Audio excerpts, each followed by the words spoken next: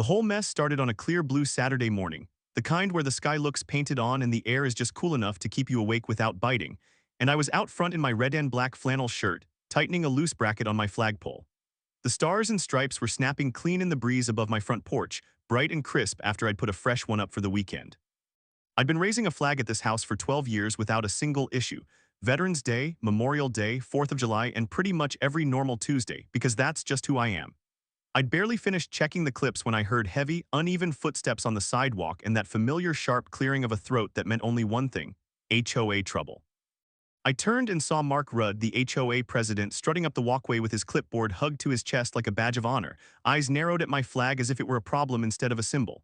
Two other men followed a few steps behind him, HOA volunteers, both with cheap reflective vests and nervous expressions like they regretted waking up. "Morning," I said, not bothering to smile.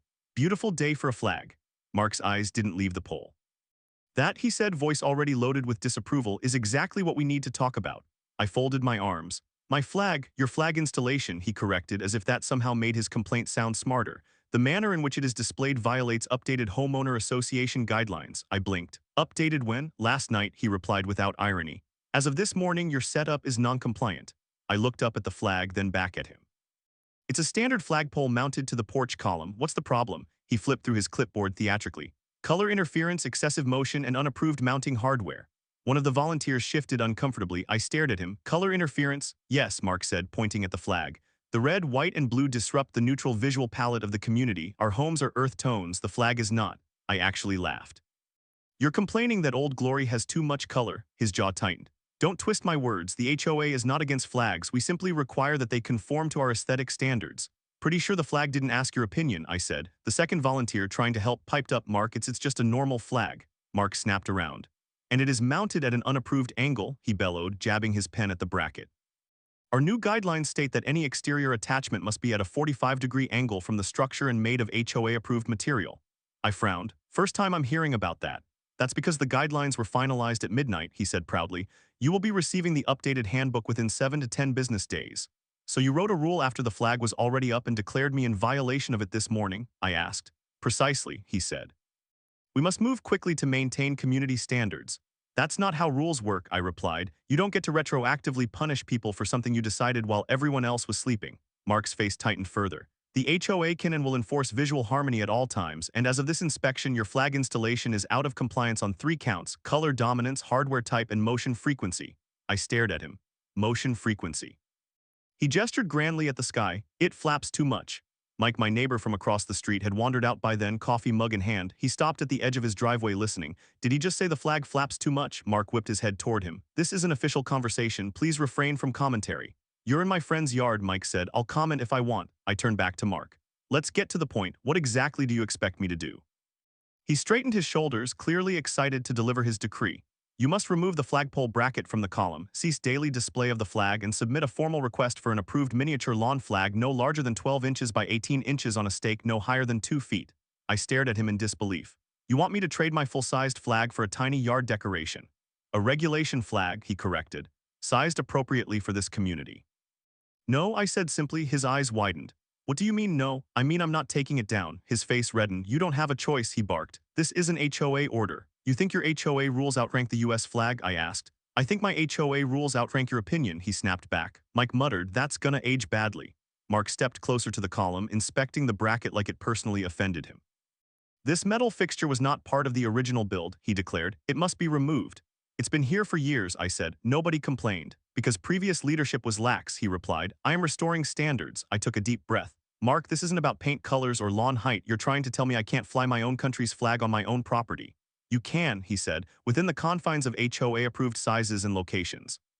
You've determined that large flags create visual clutter and emotional volatility."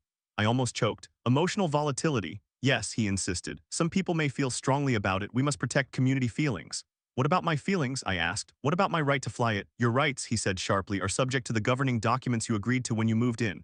"And federal law," I added. "Federal law doesn't care what your guidelines say." Mark rolled his eyes. "The federal government doesn't have time to worry about your porch." "You'd be surprised," I said. The first volunteer whispered, "Mark, aren't there some rules about flags like nationally?" Mark waved him off. "I am the authority here, not Washington." That sentence hung in the air like a bad smell. Mike shook his head slowly. You really want to pick a fight with the American flag? Mark jabbed a finger at me. You have 24 hours to remove that installation or you will be fined for noncompliance. How much? I asked. $50 per day, he said smugly, and escalating if you continue to resist. You can put whatever numbers you want on your clipboard, I said, the flag's staying. Then you leave us no choice, he replied. As of now, this property is in violation, expect formal notice. He turned on his heel and walked back down the path, volunteers in tow, still muttering about uncontrolled patriotism and visual disruption. Mike looked at me. You gonna let that go? No, I said, eyes still on the flag. I'm going to make one call. To who? He asked. I pulled out my phone. To someone who actually knows where HOA rules end and federal law begins. And as I scrolled to a contact I rarely used, my cousin Dan, an attorney who specialized in property and civil rights, I realized something. Mark had finally picked a fight big enough that he wouldn't be able to scream his way out of it. He hadn't just gone after my lawn or my shrubs this time. He'd gone after the flag. And that was a line a lot of people much bigger than him, would not tolerate being crossed. By the time the sun climbed high enough to melt the frost off the mailboxes, the neighborhood already knew something was brewing, because Mark never issued a threat without following it up with something more outrageous. And the fact that he gave me exactly 24 hours meant he was counting down the minutes like a dictator timing a parade. I spent the early morning tightening the flagpole bracket again, not because it needed it, but because it gave me something to do while waiting for Dan to call back. Mike wandered over holding a wrench he definitely didn't need. You hear anything? He asked. Not yet, I said. Dan's in court this morning, but he left a voicemail, said this might be one of the dumbest HOA cases he's ever heard. Mike laughed. That's saying something. Your cousin deals with property people all day. I nodded. Apparently there are whole federal statutes about flags on private property. So you're covered, he asked. I will be, I said, but Mark doesn't know that yet. As if summoned by name, a loud voice erupted from down the street. Stand aside, official HOA business. Mark was marching toward my house with 2 different volunteers than yesterday, this time armed with a portable printer, a stack of envelopes, and a red stamp that screamed aggression. Mark approached my driveway like he was delivering a verdict from Olympus. The time has come, he announced, unfolding a freshly printed notice and smacking it onto a clipboard. You are now receiving an official noncompliance citation for illegal flag display and hardware installation. Illegal? I asked calmly. Under whose law? Under HOA Law 1732A, he said confidently, which we enacted this morning. You can't enforce a rule retroactively, I said, and you definitely can't call something illegal just because you don't like it, Mark snorted. I can call IT whatever I want. The HOA has full authority to define illegality within the community. Mike muttered, oh yeah, that's gonna explode in his face. The first volunteer cleared his throat. Sir, maybe we should be careful using the word illegal. Silence, Mark barked. The homeowner does not get to debate terminology. Actually, I said, the homeowner gets to do a lot more than you think. The second volunteer held out an envelope. We're supposed to give you this, he said quietly. I opened it. Inside was a formal violation letter typed in 12-point Times New Roman with Mark's signature at the bottom in a shaky scrawl. The fine, $50 per day, effective immediately. You started the fine already? I asked. Yes, Mark said triumphantly. It has been exactly 24 hours since notice was given. We are now in enforcement mode. Enforcement mode? Mike repeated, trying not to laugh. Yes, Mark snapped. And the next step will be escalation. I crossed my arms. You mean harassment? Enforcement, he corrected loudly. And the next level is paint removal. I blinked. Paint removal, he pointed at the bracket. That metal hardware is unauthorized and must be removed. If you do not take it down by end of day, the HOA will remove it for you. Mike burst out laughing. You're gonna send hired guys to unscrew a flagpole from someone's porch. Do you hear yourself, man? Mark puffed up. The HOA will do what is necessary to maintain order. This isn't order, I said. This is ego. His face twitched. You are defying a direct HOA directive, and you're defying federal law, I said. That stopped everyone. Mark's eyebrows shot up. Federal law apply to homeowners associations. It does when you try to restrict the American flag, I said. There's something called the Freedom to Display the American Flag Act. Mark scoffed so loudly a passing jogger turned his head. That ACT does not apply here. This flag is too large, too bright, too opinionated. Mike choked. Opinionated? Yes, Mark insisted. It creates an emotional environment that may offend community neutrality. I stared at him. It's the national flag, Mark. It's supposed to create emotion. Not an MY community, he shouted. MY community will be orderly and balanced. We cannot have unsupervised patriotism. Mike whispered, you hear that? Patriotism needs supervision now. Mark spun around. This is your last warning. Remove the flag or face escalated fines and possible board action. I'm not removing anything, I said, and those fines, they're going nowhere. We'll see about that, he snapped, stomping away like he was trying to crack the pavement with each step. The volunteers hurried after him, clearly regretting volunteering at all. As they disappeared down the street, I turned to Mike. He has no idea what he's walking. Nope, Mike said, but he's about to find out. Right then my phone buzzed, Dan finally calling back. I answered. Tell me you've got something good, I said. Oh, I've got better than good, Dan replied. Your HOA president is about to meet the US Code. Lay it on me. Dan continued, the Freedom to Display the American Flag Act of 2005. Section 3 states homeowners associations may not restrict or prevent a member of the association from displaying the American flag on residential property. Exactly what I thought, I said, but I'm guessing there's a catch. Only one, Dan said. The HOA can enforce reasonable time, place, and manner restrictions if necessary to protect public safety. Nothing about color, harmony, emotion, or whatever Mark was ranting about. Nope, Dan said. Your HOA president is inventing rules that don't exist, I smirked. So what happens now? Now, Dan said, you gather evidence, keep the flag up, and let him issue every illegal fine he wants. Because the moment he sends the first one, he's violated federal law, and if he threatens to remove the flag, that's even worse. Mike grinned like a kid hearing there might be fireworks later. Can you put that in writing? I asked. Already emailed, Dan said. Forward it to your HOA board. They're not going to back him on this. What about enforcement? I asked. Can he send someone to remove the bracket? Dan laughed. If he tries, call the police. That's destruction of private property plus a federal flag violation. Perfect, I said. Anything else? Dan paused. Yeah, if this escalates, call the mayor's office. Local officials get very interested when HOAs try to overpower federal rights. They don't like the PR fallout. I raised my eyebrows. Mike looked at me. You thinking what I'm thinking? Oh yeah, I said. If Mark wants a fight, he just picked one way above his pay grade. And as I lowered the phone, watching the flag snap proudly in the wind, I knew one thing for sure: Mark wasn't done escalating.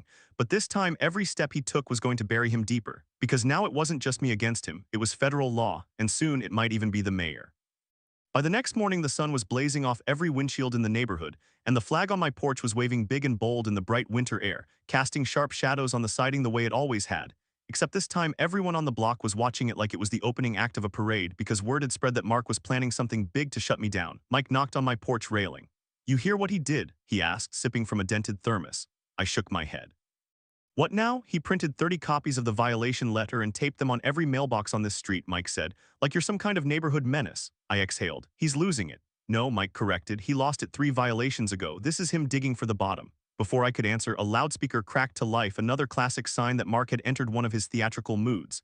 Attention residents. His amplified voice boomed across the entire subdivision. This community is undergoing an emergency compliance sweep. Mike rolled his eyes. Here we go. Sure enough, down the street came Mark, marching with 2 new volunteers pushing a rolling cart stacked with binders, printed maps, and a handheld decibel meter. He wore the same clipboard slung under his arm like a general's saber. The volunteers trailed behind him like scared interns. When he reached my driveway, he placed both hands behind his back and stared up at my flag the way a cat looks at a vacuum cleaner, half fear, half hatred. Your flag, he declared, is an active violation of HOA Guideline 1732A, which you wrote yesterday, I said, and which still doesn't outrank federal law. Mark raised the megaphone. The HOA will not be intimidated by misinterpretations of outdated federal statutes. My jaw dropped. Outdated. It was signed in 2005. Exactly, he shouted. The world has changed since then. Mike snorted. Yeah, we have iPhones now. Federal law still exists. One of the volunteers hesitated. Sir, maybe we should double-check the legality. Mark snapped at him. I have already checked. I am the most legally knowledgeable member of this association. That's terrifying, Mike whispered. Mark turned back to me. As of this morning, you now owe $100 in accumulated fines. Failure to remove the flag by noon will result in an emergency board review of your membership status. I stared at him. You're threatening to remove me from the HOA because I'm flying the American flag? Yes, he shouted gleefully, because you are flaunting unauthorized symbolism. Unauthorized, Mike said. It's literally the authorized symbol of the entire country. Mark puffed up like a blowfish. The HOA has its own authority structure. We are a microgovernment, a sovereign body. Mike clapped his hands together once. Oh great, he thinks he's running a country now. I stepped closer. Mark, this isn't political. It's not about aesthetics. You're not just pushing boundaries, you're breaking laws. Mark sneered. Laws are INTRPRITIVE. Federal laws aren't. The HOA has autonomy, he insisted. We are above. He didn't finish because a voice from down the street cut him off. Mark, what the hell are you doing? We all turned. It was Harold, a board member, one of the saner ones, speed walking toward us. He looked like a man who had aged 10 years since breakfast. Mark, why are residents calling me saying you're threatening to evict someone over a flag? I am defending OUR community's peaceful character, Mark shouted. This is peaceful, Harold said, pointing at the flag. What you're doing is whatever the opposite of peaceful is. Mark thrust the megaphone at him. You are underestimating the danger of visual chaos. Harold rubbed his forehead. Visual chaos. Yes, Mark said. The flag is too bright. It overwhelms the earth tone palette. Harold blinked slowly. Mark, we live in a country. Flags exist. I added, and federal law says I can display it. Mark scoffed. The federal government has nothing to do with my neighborhood. That's not how anything works, Harold said. You can't override federal statutes. I can override whatever I need for community harmony, Mark shot back, and that's when Greg, another neighbor, stepped out holding his phone. Hey, he said, just so you know I recorded that whole sentence, might be useful later. Mark froze. You can't record HOA officials. Public sidewalk man, Greg said. Anyone can record anything. Mark spluttered while Harold pinched the bridge of his nose. Mark, Harold said carefully, I'm telling you right now, stop issuing fines, stop threatening enforcement, stop everything until we sort out what's legal. No, Mark shouted, I will not be muzzled by the board, I am the HOA. Nobody, Greg said, and I mean nobody should ever say that sentence out loud. Mike laughed, put it on a t-shirt. Mark turned purple with frustration. This community will respect authority. Which authority, I asked. Yours or the country's? He opened his mouth but nothing came out. For the first time he seemed aware of how ridiculous he sounded, but the moment was brief because suddenly a silver SUV with municipal plates turned onto our street, and this time it wasn't code enforcement, it wasn't the police. It wasn't city inspectors, it was worse for Mark. The SUV rolled to a stop. The door opened, out stepped the mayor, not a representative, not an aide. The actual mayor of our town, wearing a navy blazer, sunglasses, and an expression that said he had been dragged into nonsense against his will. Harold said softly, oh no, no, Mark's jaw dropped. This isn't necessary, this is a private matter. The mayor walked straight toward us. I got a call, he said, from a concerned citizen who forwarded me an HOA violation letter claiming that displaying the American flag is prohibited in this neighborhood. Mark swallowed so loudly we all heard it. That was taken out of context. The mayor removed his sunglasses. It said, and I quote, flag display is unauthorized and emotionally disruptive. Mike burst out laughing. He said that word for word. The mayor continued, Mr. Rudd, do you understand that restricting the American flag on private property violates federal law? Mark stuttered. The HOA has autonomy. The mayor stepped closer. Not above federal rights. Not above state jurisdiction, and definitely not above me. The whole crowd went silent except for the flag waving proudly behind me. Mr. Rudd, the mayor said, we're going to have a very serious conversation about what powers you think you have. And right then I realized Mark hadn't just picked a battle he couldn't win. He depicked a battle that was about to become the biggest humiliation of his entire HOA career. The mayor didn't waste a second. He looked directly at Mark with the kind of disappointment usually reserved for middle school principals dealing with a kid who tried to set off the fire alarm for fun. The entire neighborhood stood frozen. Mike had stopped mid-sip. Greg had his phone half raised, and Harold looked like he wanted to evaporate. The mayor folded his arms as the flag snapped sharply behind me in the winter breeze. Mr. Rudd, he said, let's start with something simple. Why are you issuing fines for displaying the American flag? Mark opened his mouth, but only panic came out at first, a low sputtering sound like a lawnmower refusing to start. Then finally, the flag was non-compliant with community aesthetics. The mayor raised a single eyebrow. Community aesthetics. Yes, Mark insisted. The colors are too bright, they contradict our earth tone guidelines and ITFLAPS excessively. Mike snorted so loudly the mayor glanced at him. Mark jabbed a finger at the flag. That movement causes emotional disturbance to certain individuals. Which individuals? The mayor asked. Mark blinked rapidly. The THE community. Name one, the mayor said. Mark froze. The silence was absolutely brutal. Finally, he waved his clipboard. This is not about individuals, it is about harmony. Federal law, the mayor said, does not care about HOA harmony. It explicitly protects the right to display the American flag. Mark's voice cracked. The HOA has autonomy. Not over national rights, the mayor replied, not ever. Harold tried stepping forward to soften things. Sir, if I may, Mark's been a little overzealous lately. The board did not approve any of this. Mark spun on him. Yes, you did, Harold raised both hands. We didn't approve anything, you never brought it to us.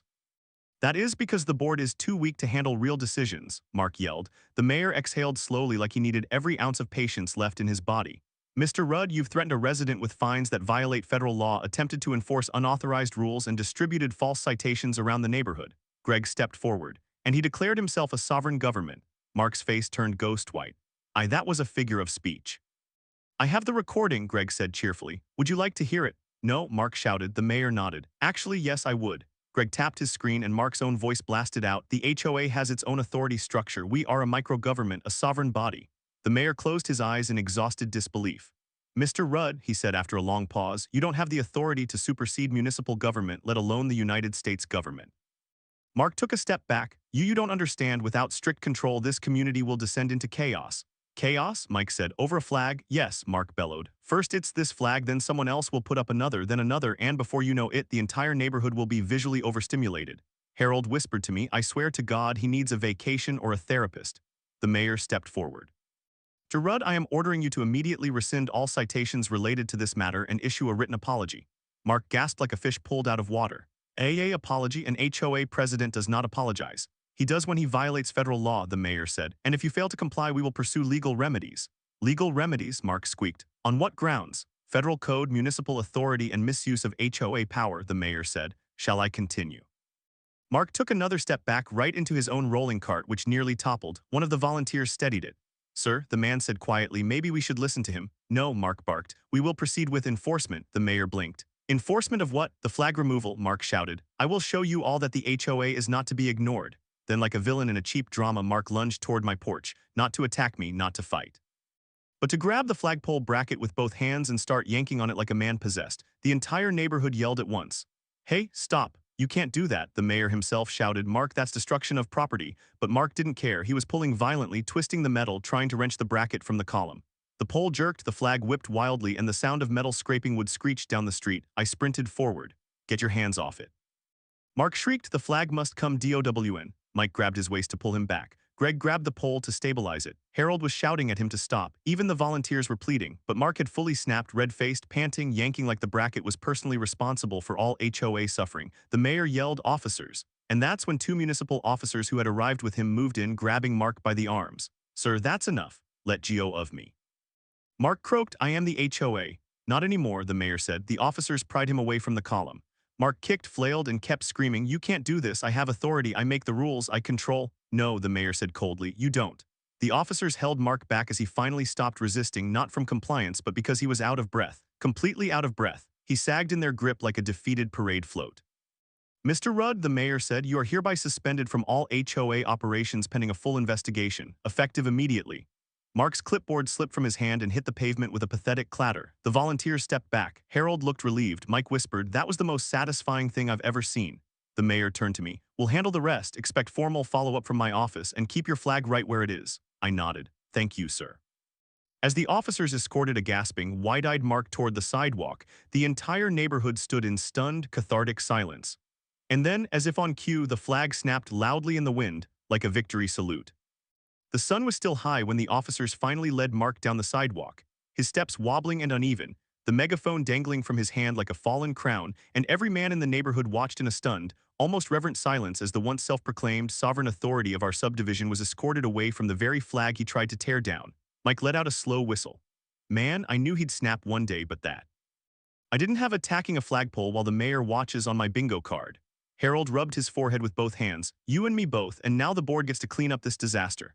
I looked up at the flag, miraculously still perfectly upright, the bracket surprisingly intact despite the abuse, and the breeze caught it just right, making the fabric ripple deep and proud across the front of the house. Well, I said, the important thing is he didn't get it down. Greg walked over, phone in hand. Yeah, and I got all of it on video. The part where he declared the HOA a sovereign nation might be my favorite cinematic moment.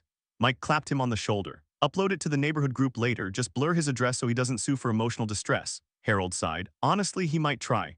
The mayor stepped up to us then, hands folded behind his back, face shifting from irritation to professionalism. Gentlemen, thank you for cooperating, he said.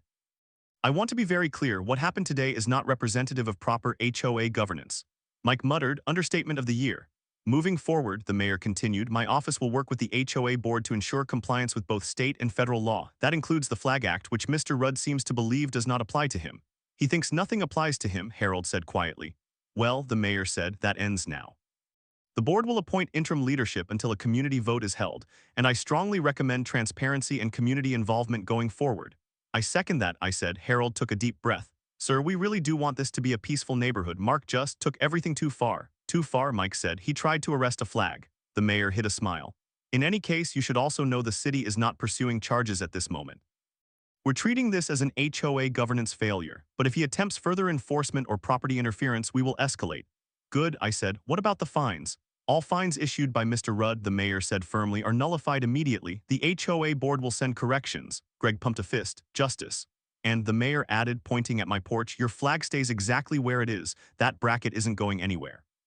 Hearing that final confirmation felt like a weight sliding off my chest. I nodded. Thank you, sir, really. The mayor offered a hand. Thank you for standing your ground. Not everyone does when an HOA pushes too hard. I shook his hand firmly. Some things are worth standing up for. With that, the mayor returned to his SUV, speaking quietly with the officers before driving away, leaving the street slowly returning to normal. Harold jogged after him, probably to apologize for the next 20 minutes. The volunteers dispersed quickly, clearly terrified of being associated with Mark anymore, and within a few minutes only our small group remained. Mike looked at me. So what now? Now, I said. I go inside and forward Dan's legal packet to the board and maybe frame it. Greg nodded. The HOA's gonna need a new handbook after this. Oh, Mike added, and Harold told me earlier that the board is planning a full review of everything Mark's done for the last year. They might undo half the rules in this neighborhood. Good, I said. Half of them were insane. More like 80%, Greg corrected. We talked on the porch for a while before everyone headed home, and for the first time in weeks the neighborhood felt peaceful, not tense, not watched, not micromanaged, peaceful. I stepped inside, poured myself a glass of water, then sat at my computer and wrote one of the most satisfying emails of my life. I attached Dan's legal explanation, copies of the violation letters, Greg's video files, and a subject line that read, "For the board's immediate attention, federal law preempts HOA authority." 5 minutes later, an email reply popped up from Harold. "Thank you, we'll take care of this. Please keep the flag up." I leaned back. Outside the window, the winter sun lit the flag like a spotlight. It was perfect.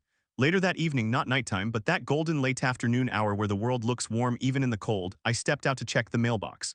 Inside was a brand new letter, hand-delivered, the HOA seal stamped at the top. I opened it right there on the porch. "Dear resident, all citations previously issued regarding your flag display are hereby withdrawn. HOA acknowledges your right to display the American flag in accordance with federal law. We apologize for any inconvenience caused." Signed not by Mark, but by Harold, acting president. I laughed quietly, tucking the letter into my flannel pocket. Mike called from across the street. "Hey, did they apologize?" "Yeah," I said. "They actually did." "Good," he shouted back. "Because if they didn't, I was gonna write one for them and tape it to their office myself." "I believe you," I said, and I did. As the wind picked up again, the flag swayed proudly, and I realized something important. HOAs can overstep, bluster, threaten, and posture all they want, but there's a line they can't cross, not legally, not morally, not ever. And Mark had marched straight over it at full sprint. What he didn't expect, what none of his ego could comprehend, was that the law, the community, and even the mayor would step in to put him back in place. Standing there under that bright afternoon sun, listening to the flag ripple with calm authority, I knew the neighborhood would never be the same. And for once, that was a good thing.